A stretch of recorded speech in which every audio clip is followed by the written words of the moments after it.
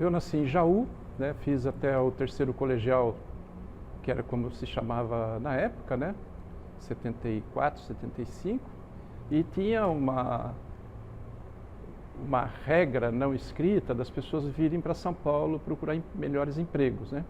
Embora o interior estivesse já com algum crescimento, mas ainda não tinha bons empregos, né? Hoje é uma situação muito diferente. Tanto é que as pessoas ficam por lá e mas existe uma geração muito grande de pessoas que vieram para São Paulo, né? Isso aí daria um pequeno livro, né? A migração dos jovens, né? A industrialização no ABC, o crescimento dos bancos. E aí teve o concurso, arrumei alguns empregos aqui, teve o concurso do Banespa, que era outra coisa mais ou menos, uma rotina, né? Uma boa rotina, que era prestar concurso no Banco do Brasil, prestar concurso no Banespa, que eram bons empregos, porque o serviço público valorizava muito o trabalho público, né? Mesmo os empregos de outras autarquias, porque para recrutar quadros formados, né? A população ainda era muito rural, ela vinha então se especializando, então para o Estado investia no sentido de fazer concursos, de ter pessoas já com formação já universitária, de faculdade, era uma política, né? Tinha benefícios para reter que era para ser melhor do que a iniciativa privada. Seria bom até a gente resgatar isso nas atuais políticas. Aí passei no Banespa, assumi em 75. Aliás, tem um depoimento aqui de um dirigente aqui da velha guarda, que ele fala que as elites nessa época prometiam que se você fizesse o colegial e aprendesse datilografia, ele te arrumaria um emprego. E ela cumpria. É um dos raros momentos na história da elite brasileira onde os jovens que tivessem essa qualificação acabavam tendo o emprego. Bom, entrei no Banespa e logo de cara pedi para trabalhar no Centro de Processamento de Dados, que era o NASB, né? Núcleo Administrativo de Serviço do Banco do Estado, lá em Pirituba, longe. Hoje já não é tão longe assim, né? Estrada Velha de Campinas, né?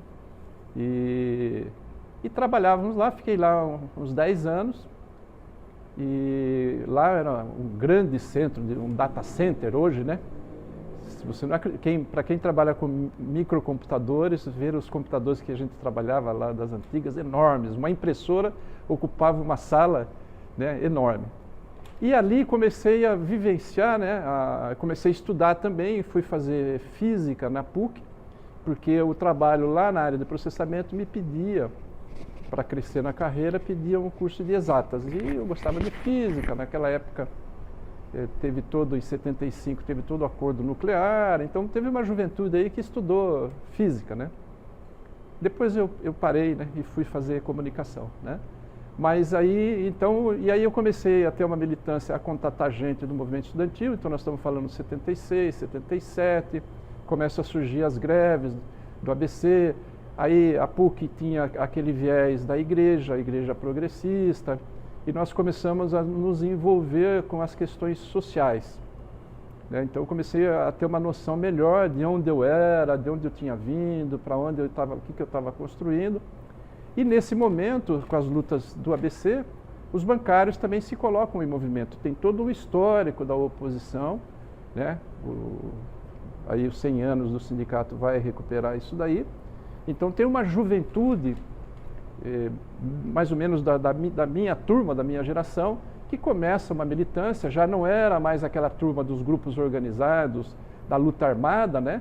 E eram pessoas que defendiam, isso dentro dos bancos, né? Que defendiam uma luta de massa, que não podia ser pequenos grupos, que não adiantava você ter boas ideias em pequenos grupos, você tinha que ter boas ideias junto com o povo, com as pessoas, com multidões, né? Não adiantava nada você ser uma pessoa intelectualmente formada, né? Não estou desdenhando de quem faz o estudo, mas precisava estar colado com o sentimento das grandes massas. E essa geração, principalmente depois de 75, né, tem uma eleição aqui nos bancários, foi fraudada, tem documentação aí, teve depoimento de pessoas que às gargalhadas e por brincadeira contava como é que tinha sido fraudada, né? E também estava ainda a égide da ditadura, né? Tinha ainda as regras da ditadura. Ali estávamos na ditadura. Tanto é que o ABC foi a maior expressão da repressão, mas nós tínhamos policiais dentro dos bancos, né? Teve gente que foi preso na torre aqui do Banespa, né? Hoje Santander. Tivemos gente assassinada. E era proibido a atividade sindical. Então, se entregar um panfletinho, eu me lembro de um panfletinho simples que a gente fez da oposição, entregar para uma colega, ela tremia e falava, não, era uma fila do café no trabalho, né? E aí eu comecei a compreender que a gente também tinha que envolver as pessoas. Bom, e aí acompanhei de longe toda a luta da oposição de 79, a gente ajudando, eu fazendo sindicalização. Eu devo ter sido um dos maiores sindicalizadores. Aprendi na PUC que a gente tinha que fazer duas coisas: ser crítico, não ser ingênuo, e ser participativo.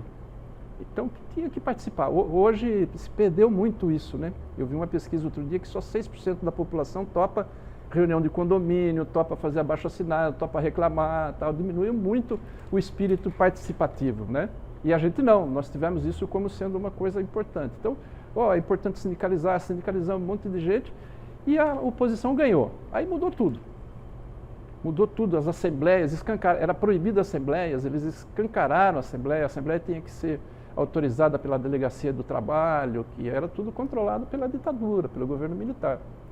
Então aí muda tudo, né? Aquela juventude, né, rebelde, utópica, né, mas não tanto mais utópica, porque no movimento estudantil era mais utópica, né? E uma boa parte vinha dos movimentos estudantil, né? Porque o concurso não arrumava emprego na iniciativa privada, mas os concursos, Banco do Brasil e também Banespa permitiam o ingresso dessa juventude que poderia ficar à margem do mercado de trabalho por causa da repressão, né?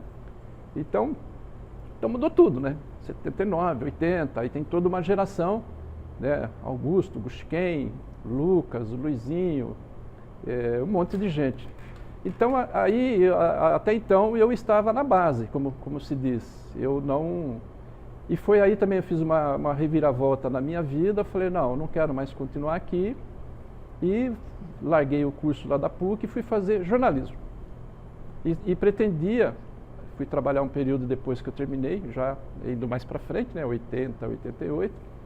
Eu fui, 88, melhor dizer, você tem a virada aqui 79 e 80, né, que eles tomam posse, 8 anos depois, eu já estava pensando em mudar de vida, né, fui trabalhar na Abril, trabalhei 6 meses na Abril, e depois fiz as contas ali, né, não sei se eu tivesse continuado na Abril, o que eu seria hoje, ou se estaria empregado, né, porque lá o pessoal reclama muito das estatais, mas a iniciativa privada é muito mais cruel, né, com casos de corrupção, enfim, perseguições e tal. E aí em 90 tem um grande racha nessa diretoria que foi construída a muito custo, né? Um racha assim interno, né? Ele não era um racha que se expressava no povão, né? O povão lá falava assim, olha, vocês brigam aí e a gente tem que resolver. Você chama a gente para resolver, né? Mas aí tem que resolver, tá certo? Então formaram duas chapas dentro de um bloco, que acho que esse racha 90 aí, ele é um capítulo à parte, né? Polarizou as grandes forças, né? E bom, aí nesse período também teve a construção do PT e da CUT, né? Então aí também começou a ter uma organização muito grande, né? E grandes mobilizações. Eu me lembro que eu trabalhava, depois eu vim trabalhar aqui no centro, eu trabalhava aqui na Patriarca, onde hoje é a prefeitura. Tinha passeata de manhã, de tarde e de noite ali. Assim, foi o período, acho que 85, o período que mais se fez greve na história do movimento dos trabalhadores, né?